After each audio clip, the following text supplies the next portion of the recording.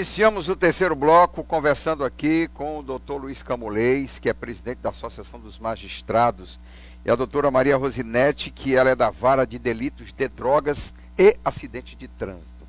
Osmir, você com a palavra. Segurança, nós estamos aqui debatendo, que é uma preocupação hoje da sociedade brasileira, de uma forma geral.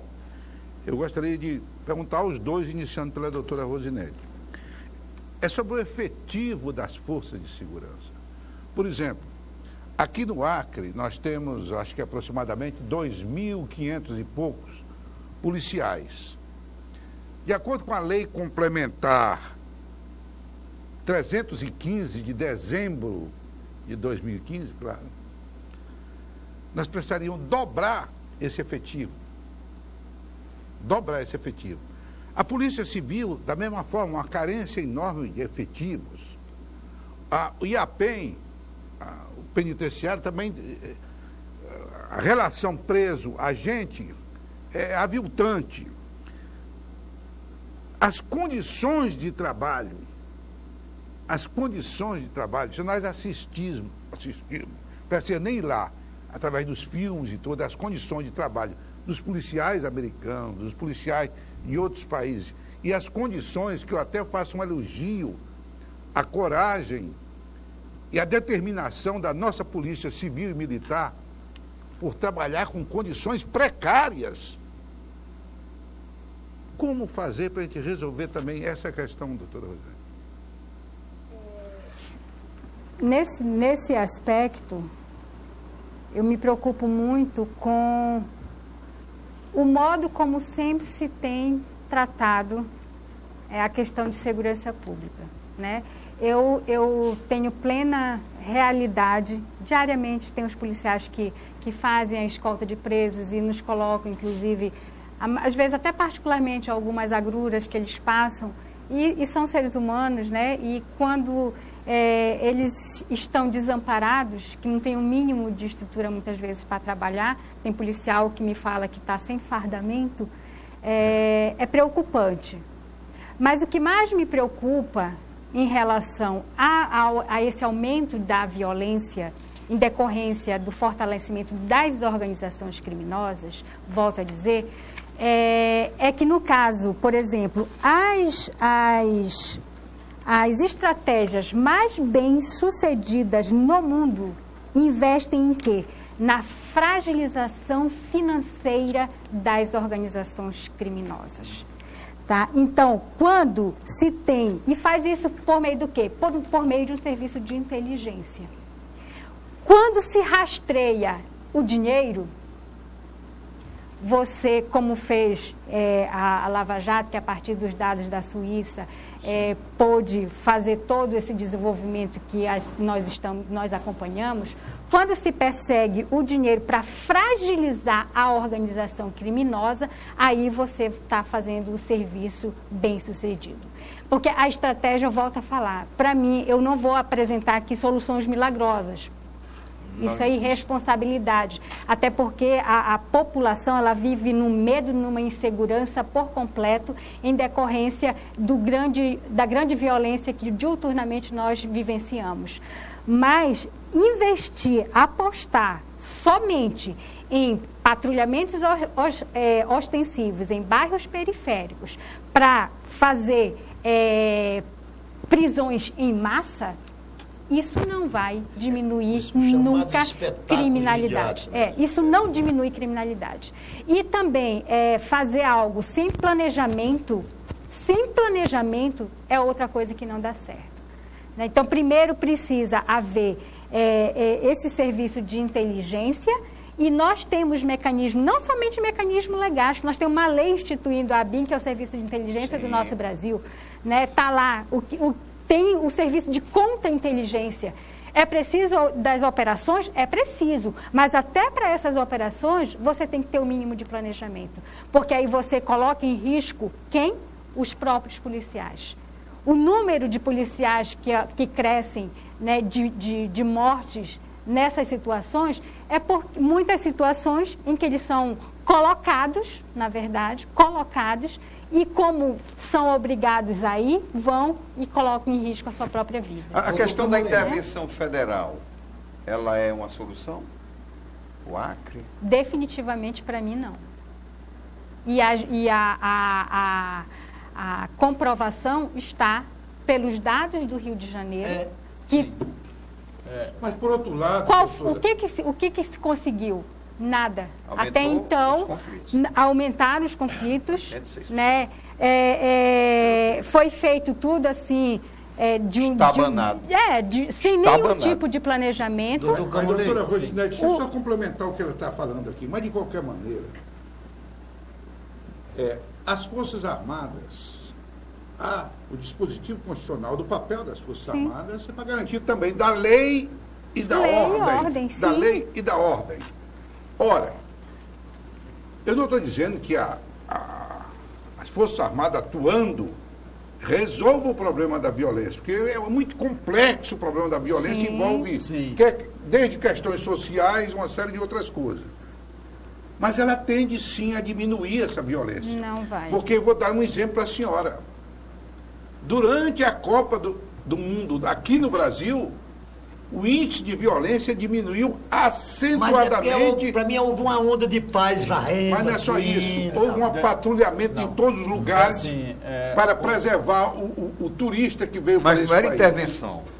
Não estou falando de intervenção. Eu estou falando que eu não consigo entender que nós não vamos ter guerra. Sim. Graças a Deus eu acho que não. Nem de fronteira. Por que eles não poderiam também ajudar as Forças Armadas a fazer uma ajuda aos governos estaduais na prevenção? São funções diferentes. Vou voltar um pouco ao que você falou sobre a questão o quantitativo de policiais em relação à comunidade que você tem. Não se pode esquecer, lá no governo federal, que tem uma lei que se chama de responsabilidade fiscal, que o governante vai até um ponto, embora ele queira mais, ele está fadado ou não ir. É verdade. Então ele tem essa limitação, imposição legal. Ele não tem como... A lei de responsabilidade fiscal. Pronto, então ele trava. Ele não tem como fazer isso. Até então, pelo que eu sei, alguns estados já ultrapassaram isso e estão ressentindo muito disso. E nós temos, no Brasil inteiro, esses estados como é que estão hoje com a folha de pagamento. O Rio de Janeiro é uma delas, Rio Grande do Sul passou por isso e tem outros estados também, numa margem muito delicada. Bom, pois bem, a questão do crime organizado que a doutora Rosinete falou. Normalmente nós pensamos sobre o crime organizado só em relação à morte. Mas vou dar um dado que nós não temos no estado aqui. Contrabando de cigarro e CD pirata. Sabe a movimentação disso? Isso está ligado aonde? Crime organizado. E de carga? Então, essa semana, ao crime organizado. Essa semana, o que aconteceu? Pegaram, inclusive, um piloto que era de Fórmula Truck, envolvido em roubo de carga de caminhão. Sim. Foi preso agora. Então, você começa a ver o que é isso, como é o crime organizado. Há tempos atrás, nós imaginávamos o criminoso que era aquele que matava o seu semelhante. Ele causa um dano? Sim. Ele tira o maior bem jurídico tutelado, que seria a vida. Só que, em contrapartida, essas organizações criminosas tiram outros bens muito superiores à vida, porque não age diretamente no indivíduo, ente um só, mas age toda a comunidade e atinge por completo. Para o quê? Para se locupletar, para fazer o que todos reclamam. Então, entra o que? O estudo que a colega Rosinete falou, inteligência.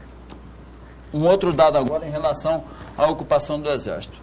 Há 2 anos, eu estava no eleitoral, nós fizemos o quê? Nós solicitamos a tropa federal.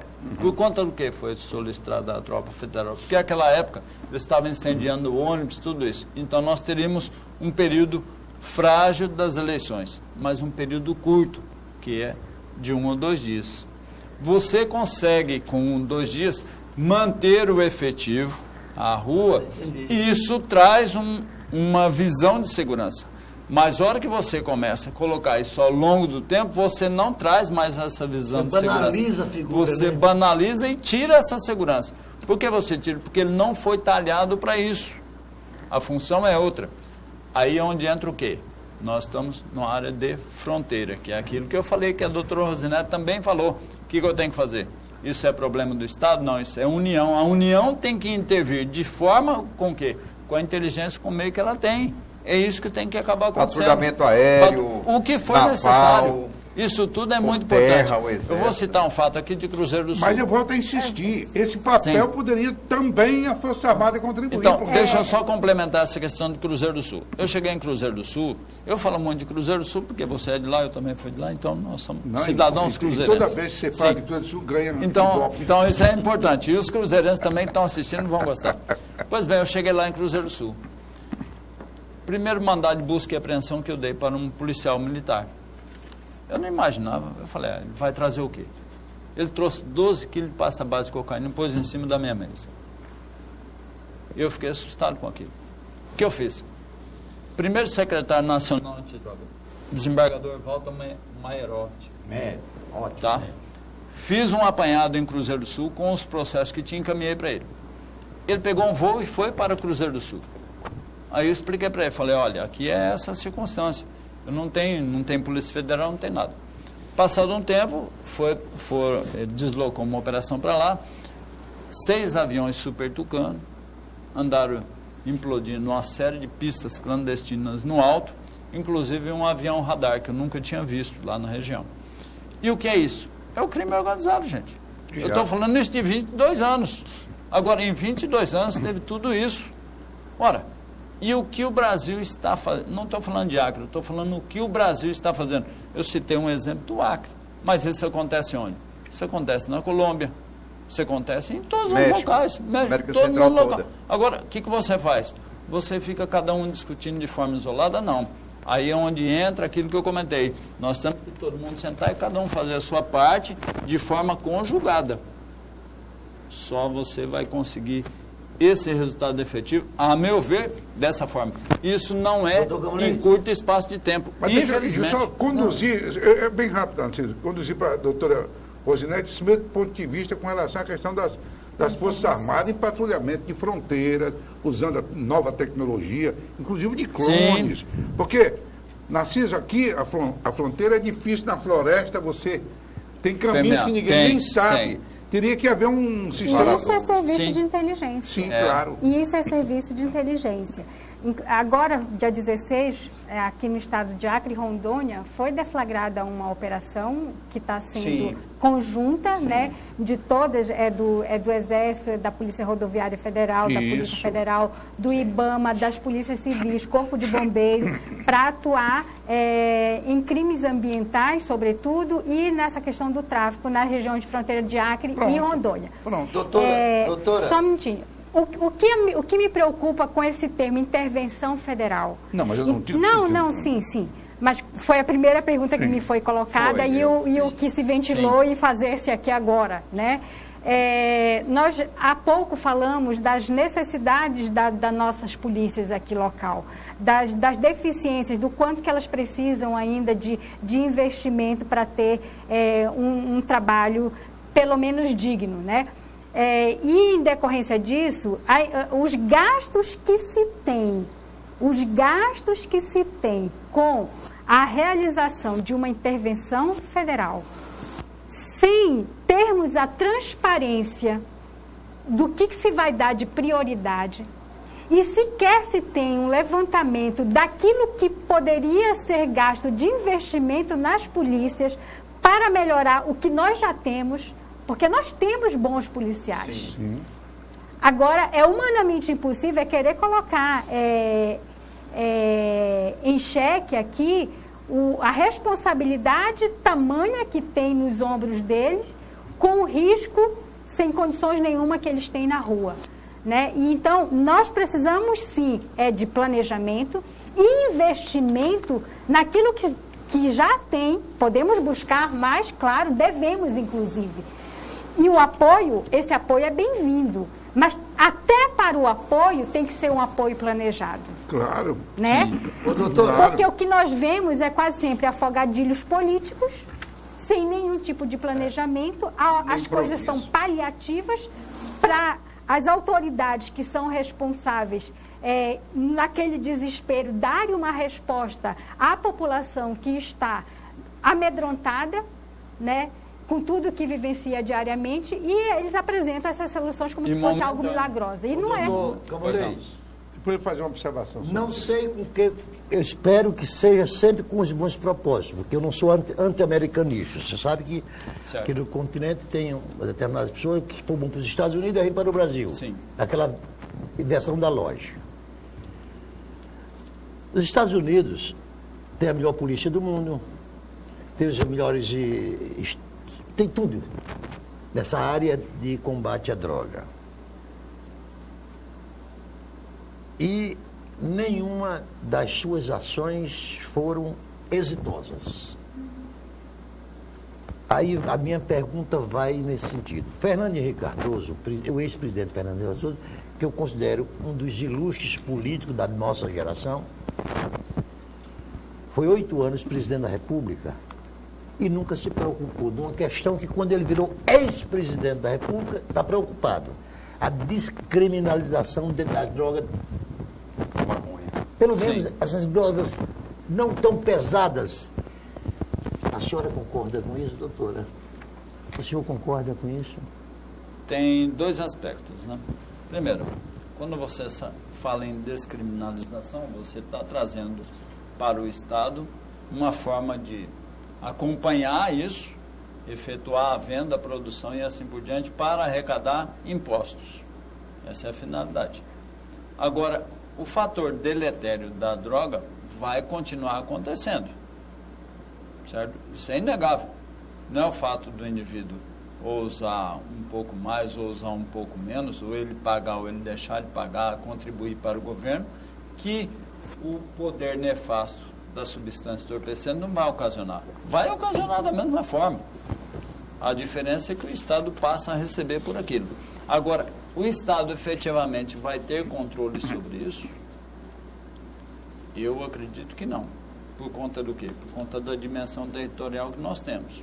Como que você vai fiscalizar? Você já não consegue fiscalizar ela sendo ilegal. Como que você vai fiscalizar ela sendo legal? Na minha ótica, isso é negativo. E o deletério continua. Nós temos nos países mais adiantados, onde ela é vendida, digamos assim, ela é comercializada e tem toda essa arrecadação, você vê os indivíduos. A taxa de suicídio, por exemplo, é elevada. Em razão do quê? Que o indivíduo vai se isolando a tal ponto que ele chega nesse corredor. Isso é uma infelicidade muito grande. Agora, como que você vai fazer para combater? Eu entendo que só entra onde justamente nós começamos, na palavra educação. E quando fala educação, não é a forma do respeito de um com o outro. E qual é a opinião da senhora nisso aí? Olha, uma coisa eu já tenho certeza. Insistir no modelo que está, não dá. Tá certo. Não dá. Está comprovado que tão somente criminalizar para colocar sem o mínimo ali de critérios, pelo menos objetivos, para que, por exemplo, os policiais possam fazer uma abordagem e definir o que seja um usuário e o que seja um traficante, isso já traz um dano muito grave de nós colocarmos pessoas, usuários, na penitenciária que não vai resolver. O que só vai trazer é mais prejuízo, não só para ele, que é usuário, sim, mas para a sociedade, que a pessoa... Tem muito que se fala assim, é uma questão de saúde pública. É uma questão de saúde pública as suas consequências. Mas o decidir de usar a droga é daquela pessoa. Claro. Ela não é um incapaz, né? E os prejuízos estão sendo para ela. Agora, naquela vontade dele, o Estado, ele tem o poder de interferir até certo ponto.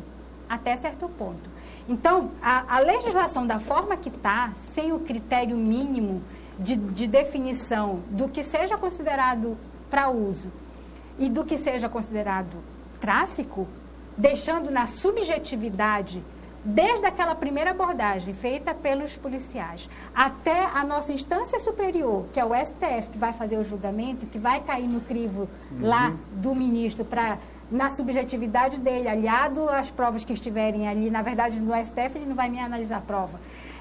Para definir o que é o tráfico, o que é o uso, é muito complicado isso. Eu estou na sua linha. E a legalização, do mínimo, para mim, é necessária. Do mínimo.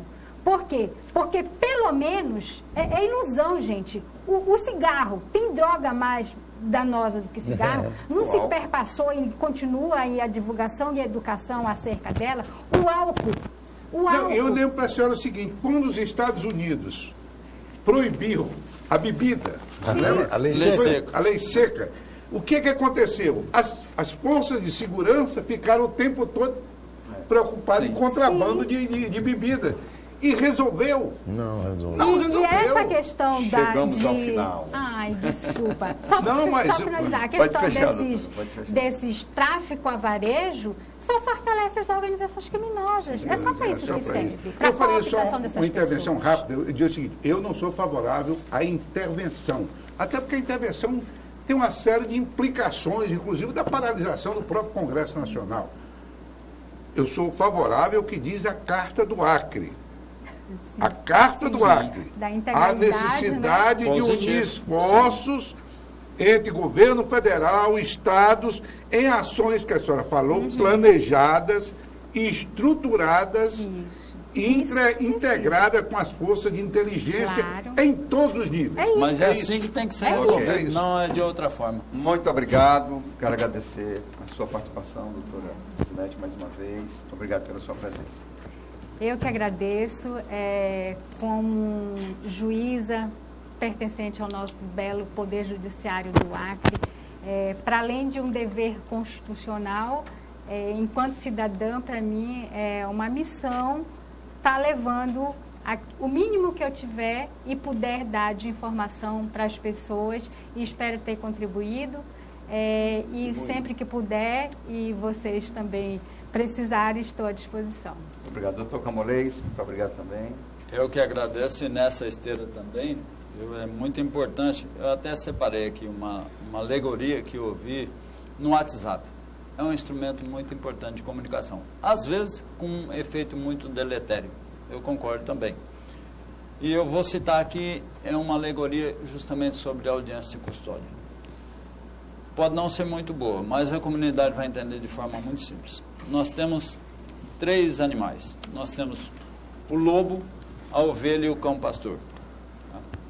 Vamos imaginar que a ovelha seja o infrator, que chegou na audiência de custódia. O cão pastor é o juiz e o lobo é a comunidade. Pois bem, o cão pastor vai defender a ovelha da comunidade que quer trucidar ele. E ele fica em meio às duas. Vamos inverter. A ovelha é a comunidade e o lobo é o infrator. O cão pastor está entre os dois também. Certo? O cão pastor é visto pelo lobo como uma figura estranha, porque ele impede que o cão pastor se aproxime da ovelha. A ovelha, em contrapartida, ela vê o cão pastor e confunde o cão pastor com o lobo, que a protege. Assim é o juiz na audiência de custódia. Ele está ali, exerce a função dele como cão pastor, defendendo, ora, o infrator da comunidade, ora defendendo a comunidade do infrator. Ok. Obrigado. Osmir, muito obrigado também. Eu vou prosseguir. Todo o programa eu estou fazendo um apelo, um verdadeiro manto. Vocês que assistiram o programa, vocês viram que o problema no Brasil é sério, quer na área de segurança, quer na área da educação, quer na área do desenvolvimento social. E só existe uma solução. E só quem pode mudar isso é você que vai votar agora nas eleições. É só você que pode mudar isso. Sim. Então é o seguinte, você que está enojado da classe política, por alguma razão, embora na classe política tenha pessoas de bem, escolha o melhor, mas vote. Vote, porque é só votando e escolhendo os bons que você vai mudar esse país. Porque se você não votar para escolher os bons, os maus continuarão votando. Narciso, Eu vou obrigado. ironizar os Milimas, concordando em parte com o que ele disse. Vote. E prudentemente, sabendo que não sendo Osmi candidato, você não vai errar. Ok. Intriga da oposição. Intriga Muito da obrigado oposição. pela audiência. Ficamos por aqui. Tenha uma boa noite. Até a próxima semana com o Tribuna Livre.